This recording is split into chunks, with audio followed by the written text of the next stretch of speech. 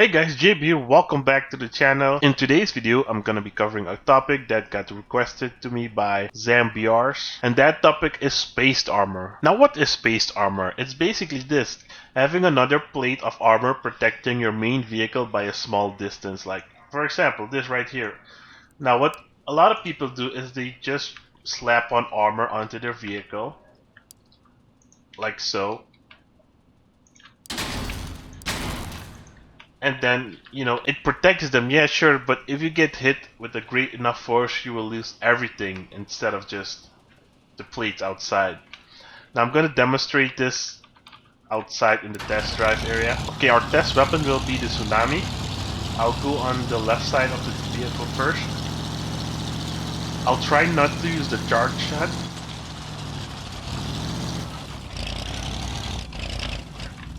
Okay, here goes. We did 337 damage and we lost a bunch of stuff on the left side. Now let's go on this side. We were around this distance, right? Only did 87 damage. Now there's the difference between spaced armor and normal armor that's really close to your car. Now in short, that's what it does. You just add a space between your main vehicle and add more structured parts. Now, the thing about spaced armor is you want to use light parts. You want to keep it as light as possible so your vehicle doesn't become overweight and become very slow. That's why they use very weak pieces of armor out front. Now, there is something even lighter that would work, but I only have two. I don't think you get more of these. This is super light. This is lighter than this, because this is 54 and this is just 18. There's some other arches, but there is a bunch of other stuff you can use like this and this. But if you want to cover your whole car, you can just use this. Like for example, I have other vehicles that have spaced armor. Not here. In my exhibition. My hover, for example, this is my main hover build, and look, it's not a big space, but there's still a space between the bull bar and the hover. And then we have another space here in front and have another bull bar. So when I get hit by cannons, they take out this first, or this, and I can basically take around 3 cannon shots in the front, just facing the enemy and just three hits. Now I have another vehicle with space armor. That is my Clan Wars build. Now I have 2 layers in the front of space armor, this one and this one. If this one gets shot like perfectly in the middle, they'll both go off. So that's just one shot. There's the second shot and the third shot. Now in the front, I don't have space armor, but I have really thick. Well, it's thick, but it's not that thick. It just has a high armor value. I think the trading floor is like 400 something, and these are 216, if I'm correct. I'm not sure what the gun mounts are, but these can take a lot of hits still. So if this gets destroyed, I can still take some cannon shots while I'm driving towards my enemy. Now the sides have more spaced armor, and that is mostly because of when I'm driving around or trying to pass, I'm moving from cover to cover, I can get hit by a random cannon shot or usually tsunamis.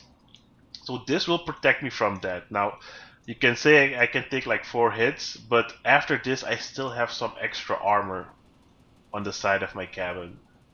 So I can take quite a few hits on the cabin. Now in the back there's my ammo, and again I have space armor here, which I can take a few shots, and then I have 2 very thick, well not thick again, but high durability plates in the back, and then I have my engine.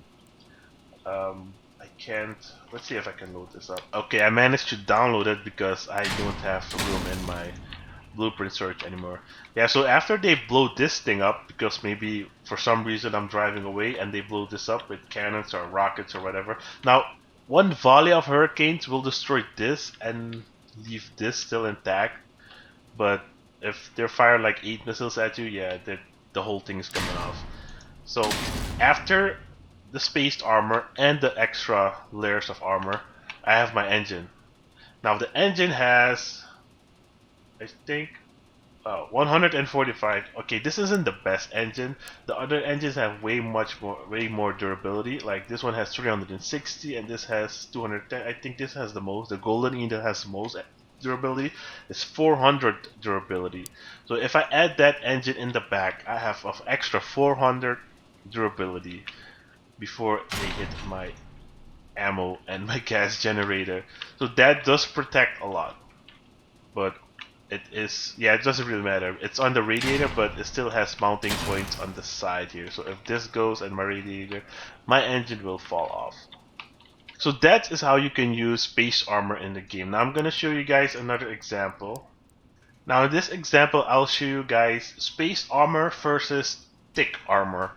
Now you can stack this up and make your armor super thick, and you might think it will take more shots. In some cases you will, but with the new explosive mechanics, they might all come off and you'll even get damage to your cap. But with this, you will still only lose this.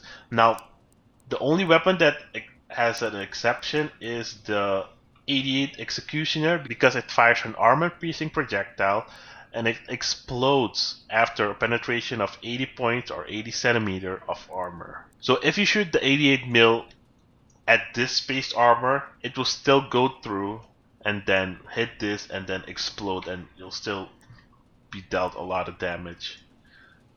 Either with this or this. So that's the 88 millimeter is the only exception. Now let's try this.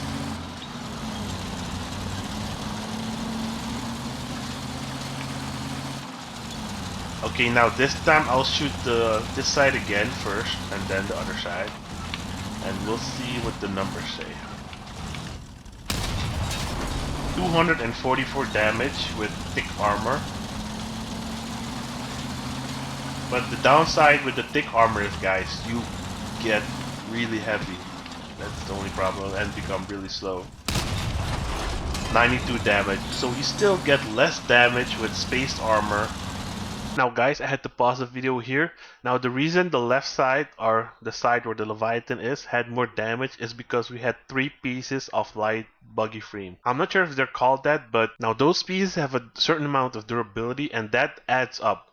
So that's why we did 244 damage on the left side and on the right side less. But notice that the left side of the vehicle is missing more parts on top of the tracks than the right side. So the left side, even though with thick armor, took more damage than the right side with spaced armor. Now that's why you see a lot of hovers running like a bunch of light plates in the front with layers and layers and layers. That's because when they hover in front of a target, the targets can have cannons, can have quasar things, are like machine guns. Now machine guns will still rip really easy through the spaced armor, so you know that's where the thick armor might come in handy a bit more, but still the weight will be a problem. Now I'm going to show you guys some examples of space armor used in real tanks. For example, this version of the Abrams, this has sort of space armor on its tracks because the weakest spot of a tank, which I still think, is the tracks. Tracks are a pain in the ass to repair in a hostile area. It takes so long, and they're not super weak tracks, but if they get a good hit, you will be immobilized. So that's why they always try to protect their tracks, especially these bigger gears. I forgot the original names of them, but the Abrams here is using ERA, explosive reactive armor. That means once they get hit by the right amount of force, by a shell or something, it will explode and reduce the kinetic energy of that shell or that round, which means it won't penetrate into the crew section, like here, or kill the driver or whatever. It will explode outside and not even damaging the tracks maybe. Now another example is this Panzer IV. It has spaced armor on the turret because if they get shot there, they don't want to get shot. And they have spaced armor again at their tracks and the sides where they are weakest. Now back in the day where tanks first got introduced, they were only using like normal kinetic rounds that where the bigger the round and the faster it goes, the harder it penetrates or damages the target. But then they had some high explosive rounds or heat rounds, which stands for high explosives anti-tank rounds. Now when a heat round was shot at these tanks, it would hit the space armor and then do its little thing, and it would lose all its energy. So by the time it hits the real armor, it didn't have enough penetrating power. And here we have thick armor. You can clearly see that it has a turret, and then there's a extra thick plate welded on or bolted on the turret, which was really good for normal kinetic rounds, but not for heat rounds, because the heat rounds would still be able to penetrate this if you had a big enough heat shell. Now I play a lot of War Thunder, and thickness does matter there, because you can angle your tanks so the rounds won't penetrate, but in Crossout, angles don't mean anything. If you get shot on the left side and you have no more structure parts, show them your right side, take some more hits, and you might be able to take out the enemy. Now I'm gonna show you guys what the 88mm does when you shoot it at spaced armor or the normal thick armor. It will still deal a lot of damage because that is its special ability. I think around here is fine. 213 damage and 34 cabin damage. Let's move to this side. It's a completely different backup weapon. 213 damage and a bit less cabin damage. So the 88mm will still do a lot of damage. Space armor or thick armor. That's just the 88mm.